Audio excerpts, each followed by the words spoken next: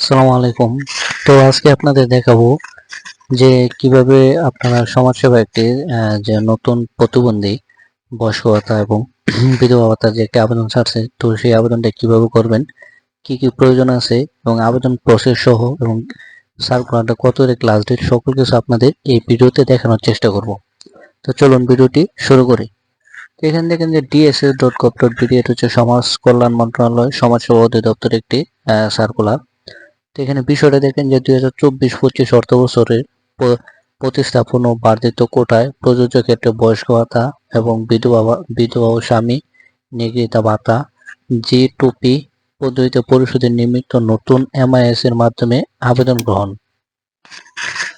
ও উপযুক্ত বিষয়ের প্রেক্ষিতে 2024-25 অর্থ বছরের সামাজিক নিরাপত্তা কর্মসূচি আওতায় প্রতিস্থাপন ও বর্ধিত কোটায় প্রযোজ্য ক্ষেত্রে বয়স্ক ভাতা ও বিধবা ও স্বামী নিগৃহীতা ভাতার অর্থ G2P পদ্ধতিতে পরিশোধের নিমিত্তে নতুন MIS এর মাধ্যমে অনলাইনে আবেদন গ্রহণের সময়সীমা 9/4/2025 থেকে 17/4/2025 তারিখ পর্যন্ত নির্ধারণ করা হয়েছে, অর্থাৎ 17 তারিখ কিন্তু এটির লাস্ট ডেট। এবার আসি মাঠ পর্যায়ে বয়স্ক ভাতা, বিধবা ও স্বামী নিগৃহীতা ভাতা আবেদন সম্পর্কে সচেতনতা বৃদ্ধির লক্ষ্যে সংশ্লিষ্ট কর্মকর্তাগণ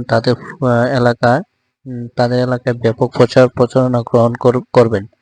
পূর্বে অনলাইনে আবেদন গ্রহণের সকল শর্তাবলী বলবৎ থাকবে। এবার সেই মতো অবস্থায় এই ওয়েবসাইটে ঢুকে তারপর আপনার আবেদনটি করতে হবে। তো চলুন কিভাবে আবেদন করবেন এবং কি কি প্রয়োজন সেটি আপনাদের একটু দেখিয়ে দিই। তো আবেদনটি যদি ভিডিওটি দেখে করেন তবে অবশ্যই আপনার আবেদনটি সঠিকভাবে হবে। তো আমি এখন আপনাদের বিস্তারিত সকল কিছু দেখিয়ে দিচ্ছি। তো তার আগে ছোট্ট একটি রিকোয়েস্ট, যারা PRS job and education news channel নতুন বা ইউটিউব চ্যানেলে গিয়ে PRS job and education news লিখলে এই চ্যানেলটি চলে আসবে। যারা এই চ্যানেল নতুন তারা অবশ্যই চ্যানেলটি সাবস্ক্রাইব করুন। আর এখানে চাকরি সংক্রান্ত যে কোনো সার্কুলার সংক্রান্ত এখানে সার্কুলার দেওয়া আছে, তো চাইলে আপনার এই ভিডিওগুলো দেখে নিতে পারেন।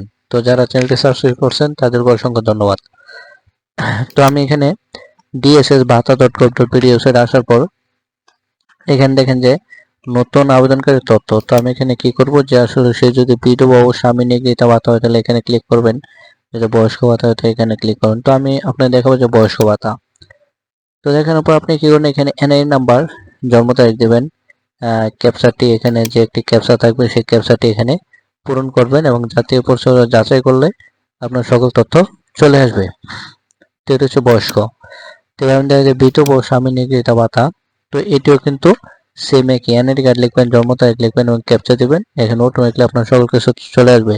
তো এর পরবর্তী আপনি কি প্রয়োজন হবে, যে যে আবেদন করবে তার এক কপি ছবি, তার স্বাক্ষর, যে নমিনি রাখবেন তার এক কপি ছবি, তার স্বাক্ষর, আর হচ্ছে যে আপনার এনআইডি কার্ডটা হলে হবে, আরেকটি নগদ অথবা একটি বিকাশ নাম্বার, সেটি কিন্তু 100% প্রযোজ্য হবে।